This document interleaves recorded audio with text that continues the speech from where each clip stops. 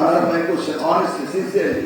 আপনি এখানে ওদের মতো ব্যাচ এসে যখন ট্রেনিং করেছে করার সময় যে সমস্ত জিনিসগুলো করা উচিত ছিল, যেমন মনে করেন আমাদের সাবেক উপদেষ্টা এই আসিফ নজরুল সাহেব, উনি বলছিলেন একদিন দুঃখ সহকারে আক্ষেপ করে বলছিলেন যে মন্ত্রী যখন হয়নি তখন ভেবেছিলাম যদি কোনোদিন মন্ত্রী হয় এটা করবো, কিন্তু দায়িত্ব পেয়ে দেখলাম অনেক কিছু করতে পারিনি।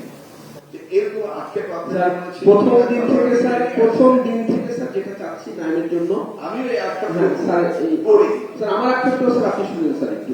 প্রথম দিন থেকে চাচ্ছি স্যার নাইমের জন্য এই আবাসন যেন বাড়ানো যায়, সেজন্য নানাভাবে চেষ্টা করছি। সর্বশেষ যে অগ্রগতিটা হয়েছে সচিব মহোদয় সেদিন আপনি আবার ম্যাটেরিয়ালিস্টিক কথা চলে আসছে।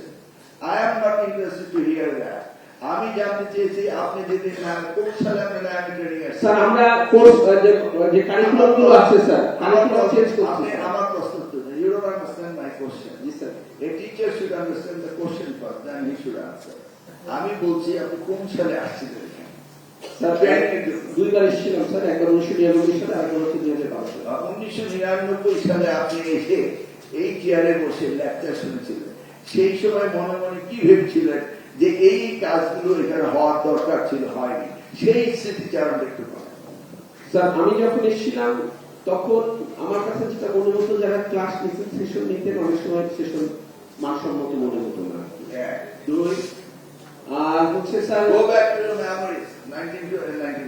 স্যার এটা হচ্ছে সেশনের দিক থেকে স্যার এটা ছিল যে কিছু সেশনের মান ভালো ছিল না, আর হচ্ছে আর একটা স্যার ম্যাটেরিয়ালিস্টিক থাকার আবাসনের জায়গাটা স্যার এই উনি স্যার প্রায় তো স্যার 26-27 বছর আগে স্যার এটাই মনে করতে পারছি। এটাই মনে হয় আপনার মেমোরিতে তখন ভাবেননি যে আমি যদি কোনদিন আমি দিদি হতাম তাহলে এই জিনিসগুলো চেঞ্জ করতাম।